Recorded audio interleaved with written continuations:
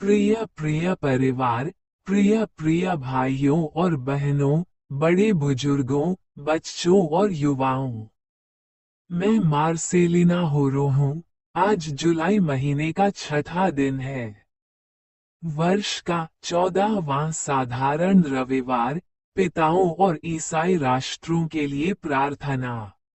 हे महान ईश्वर, स्वर्ग और पृथ्वी के निर्माता, हमें जीवन देने के लिए हम आपको धन्यवाद देते हैं।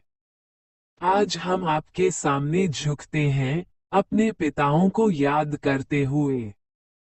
जो लोग आपको जानते थे और आपकी सेवा करते थे, उन्हें शांति और अपना आशीर्वाद दें। हम उनके जीवन और विश्वास के लिए आपको धन्यवाद देते हैं कि उन्होंने हमें रास्ता दिखाया।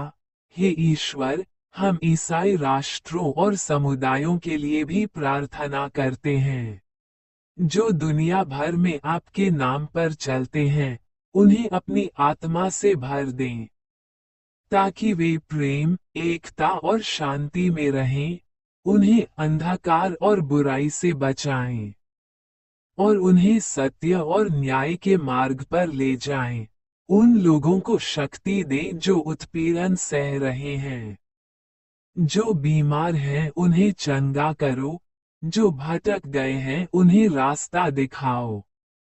प्रभु यीशु मसीह के नाम पर हम प्रार्थना करते हैं। आमीन। बाइबल के पहले वचन, सेंट जॉन के सुसमाचार अध्याय 3 श्लोक 5। अर्थ, यीशु ने उत्तर दिया, मैं तुमसे सच सच कहता हूँ, कोई भी व्यक्ति परमेश्वर के राज्य में प्रवेश नहीं कर सकता जब तक कि वह जल और आत्मा से जन्म न ले। तारांकन, ये श्लोक परमेश्वर के राज्य में प्रवेश करने के लिए आध्यात्मिक परिवर्तन की पूर्ण आवश्यकता पर जोर देता है। तारांकन, जल से जन्म की ईसाई धर्मशास्त्र में व्यापक रूप से व्याख्या बपतिस्मा को संदर्भित करने के लिए की जाती है, जो शुद्धिकरण और विश्वास की सार्वजनिक घोषणा का प्रतीक है। तारांकन और आत्मा एक व्यक्ति को पुनर्जीवित करने, उन्हें नया आध्यात्मिक जीवन देने और उन्हें परमेश्वर को समझने और उनका अनुसरण करने में सक्षम बनाने में पवित्र आत्मा के कार्य को संदर्भित करता है। यह एक आंतरिक, दिव्य कार्य है। बाइबल के दूसरे वचन, 2 कुरिन्थियों अध्याय 10 श्लोक 5। तारांकन अर्थ, हम तर्कों और हर उस दिखावे को नष्ट कर देते हैं जो परमेश्वर के ज्ञान के विरुद्ध खड़ा होता है, और हम हर विचार को बंदी बनाकर मसीह के आज्ञाकारी बनाते हैं। तारांकन पौलुस परमेश्वर के सत्य का विरोध करने वाली किसी भी चीज के विरुद्ध आध्यात्मिक लड़ाई की बात करता है। तारांकन तर्कों और हर उस दिखावे को नष्ट कर देते हैं जो परमेश्वर के ज्ञान के विरुद्ध खड़ा होता है। इसका अर्थ है झूठे दर्शन, घमंडी विचारों और किसी भी चीज को सक्रिय रूप से नष्ट करना जो परमेश्वर ने जो प्रकट किया है उससे ऊपर उठने की कोशिश करता है। तारांकन, हम हर विचार को बंदी बनाकर मसीह के आज्ञाकारी बनाते हैं। यह मानसिक अनुशासन और आध्यात्मिक नियंत्रण के लिए एक शक्तिशाली आह्वान है। इसका अर्थ है हर एक विचार, धारणा और कल्पना को सक्रिय रूप से मसीह की सच्चाई और इच्छा के साथ संरेखित करना, उन्हें किसी को भटकाने की अनुमति न देना। बाइबल के तीसरे वचन, इब्रानियों अध्याय 3 श्लोक 13।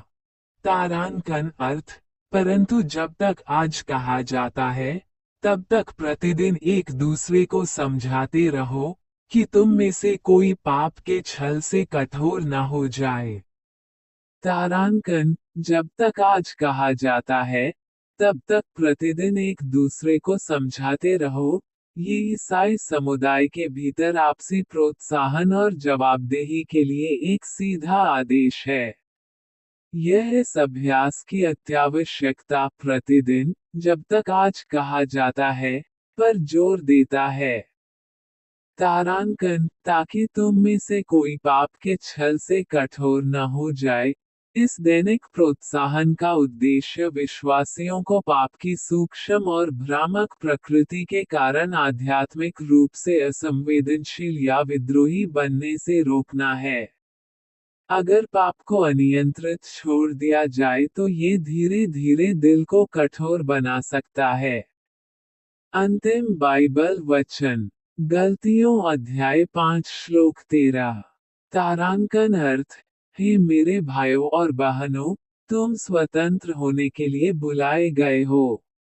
लेकिन अपनी स्वतंत्रता का उपयोग शरीर की इच्छाओं को पूरा करने में मत करो, बल्कि प्रेम में नम्रता से एक दूसरे की सेवा करो। तारांकन, तुम स्वतंत्र होने के लिए बुलाए गए हो। पौल मसीह के माध्यम से व्यवस्था और पाप के बंधन से मसीहियों की मुक्ति की पुष्टि करता है। ये स्वतंत्रता एक दिव्य आह्वान है। तारांकन, लेकिन अपनी स्वतंत्रता का उपयोग शरीर की इच्छाओं को पूरा करने में मत करो, यह एक महत्वपूर्ण चेतावनी है। मसीही स्वतंत्रता आत्मा भोग या पापी इच्छाओं को पूरा करने का लाइसेंस नहीं है। शरीर हमारे पापी स्वभाव का प्रतिनिधित्व करता है। तारांकन, बल्कि प्रेम में नम्रता से एक दूसरे की सेवा करो। इसके बजाय मसीही स्वतंत्रता का सच्चा उद्देश्य और अभिव्यक्ति सच्चे प्रेम से दूसरों की सेवा करना है।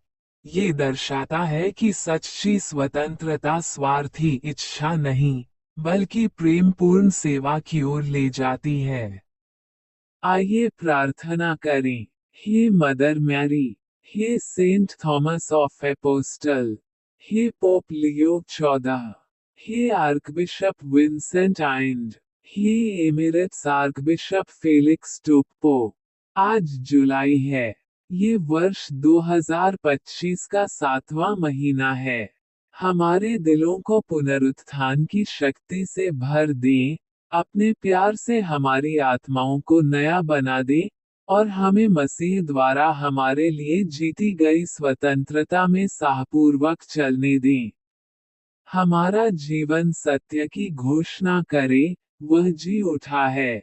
वह वास्तव में जी उठा है। यीशु के शक्तिशाली नाम में हम प्रार्थना करते हैं। आमीन। मेरे YouTube चैनल को न भूलें।